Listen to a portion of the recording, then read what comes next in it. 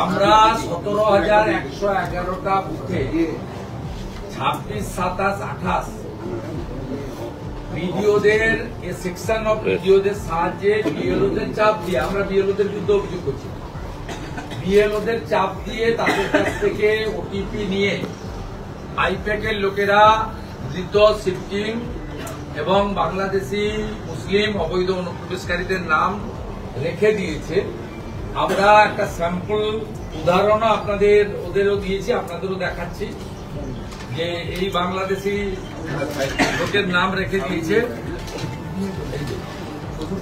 আমরা 17,111 বুথের অভিযোগ, serial number, data, special observer এবং সিওকে দিয়েছি এবং ওনারা বলেছেন ফিজিক্যাল ভেরিফিকেশন, জোন অবজারভার এবং টেকনোলজি অ্যাপ্লাই করে যতটা সম্ভব ফিল্টার করার তারা চেষ্টা করবেন, এই আশ্বাস আমাদের দিয়েছেন। আর আমরাও কন্টিনিউয়াস লেগে আছি।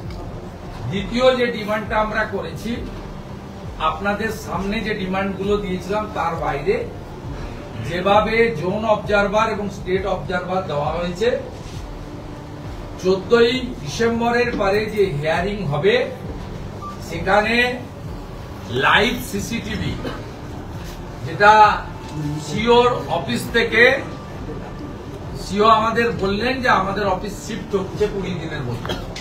আমরা আশা করব যে হিয়ারিং এর আগে অফিস শিফট হবে বা যেখানেই করুন, ওনাদের কন্ট্রোল রুম থেকে যাতে ওই সিসিটিভি গুলোকে মনিটরিং করা হয় এবং সিসিটিভি অফ করে কোনো হিয়ারিং একটা কেসেরও হবে না। ওনারা লিখিত অর্ডারও করেছেন, আমাদের অ্যাসিওর করেছেন যে লোকসভা নির্বাচনের মতো ওয়েবকাস্টিং ক্যামেরা আমরা বন্ধ করতে দেব না।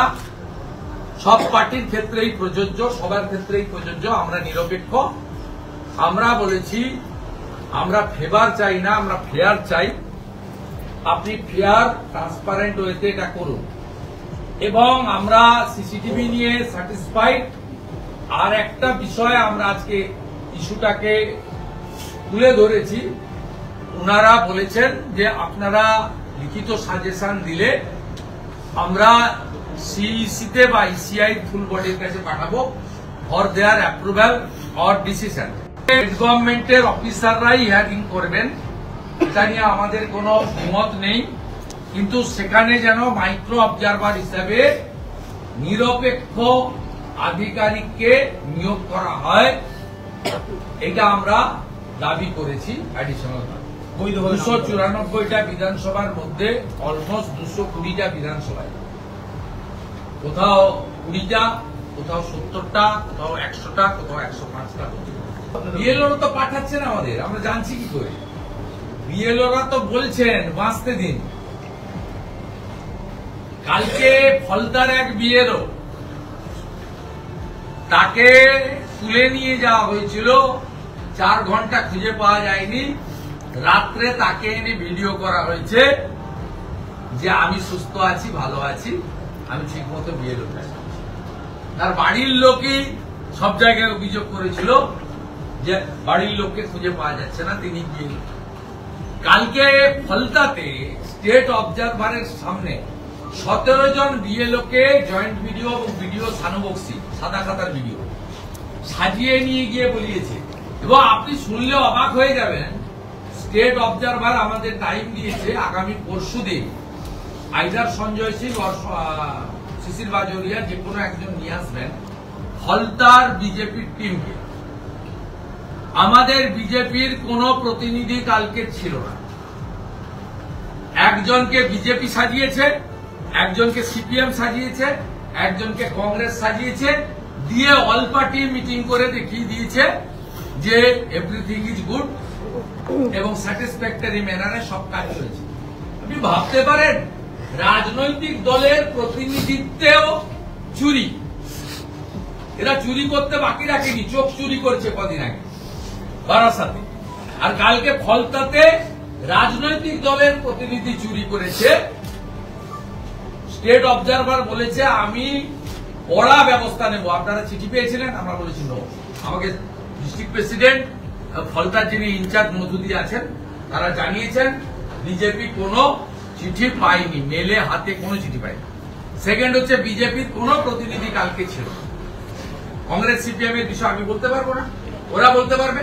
বিজেপির কোনো প্রতিনিধি ছিল না, তার মানে বুঝতে পারছেন কি ধরনের চুরি হচ্ছে। এবং 26, 27, 28 যে 1,25,30 লক্ষ এন্ট্রি হয়েছে, এর মধ্যে মিনিমাম 30-40 লক্ষ যাদের হিয়ারিং এ ডাকা উচিত ছিল বা নাম থাকা উচিত ছিল না, অর্থাৎ আনম্যাচ ডেট এবং শিফট লোকের ওটিপি নিয়ে বিএলওদেরকে দিয়ে জোর করে এন্ট্রি করিয়ে দিয়েছে এরা।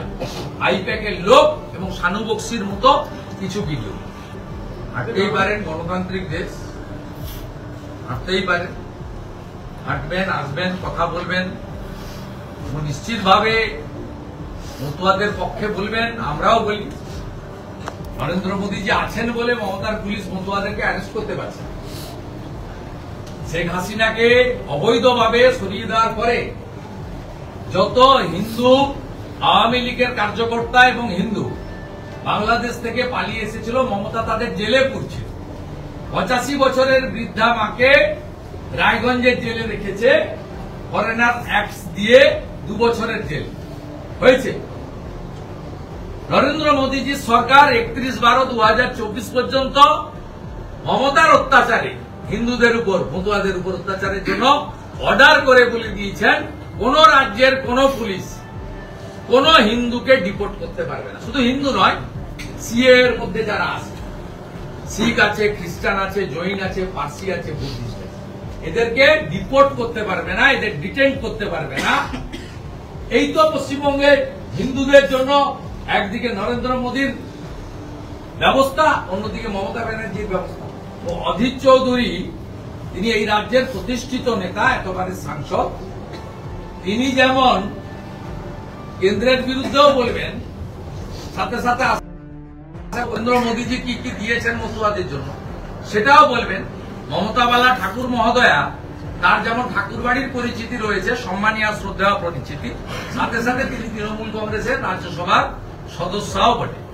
এটা ইন্ডিজোটের মিছিল না মতুয়া বাঁচানোর মিছিল, এইটা আগে ক্ল্যারিফাই করলে তাহলে লোকের বুঝতে শুরু। আমরা প্রথম দিন থেকে যা বলেছি সেইটা হওয়া উচিত, কিন্তু বিহারের মতো রাজ্য সরকার অসহযোগিতা করেছে, এখনো ডাটা এন্ট্রি দেননি। আর মুখ্যমন্ত্রী যে লেটার প্যাড ইউজ করেছেন ইলেকশন কমিশনারকে অ্যাড্রেস করে, যেভাবে কলকাতাতে হাউসিং এ বুথ করার বিরোধিতা করেছেন, এটা কোন মুখ্যমন্ত্রীর প্যাডে লেখা যায় না। আপনার উচিত ছিল তৃণমূল কংগ্রেসের প্যাড ব্যবহার করা। মমতার পুলিশ ওদেরকে ব্যবস্থা করে রেখেছে।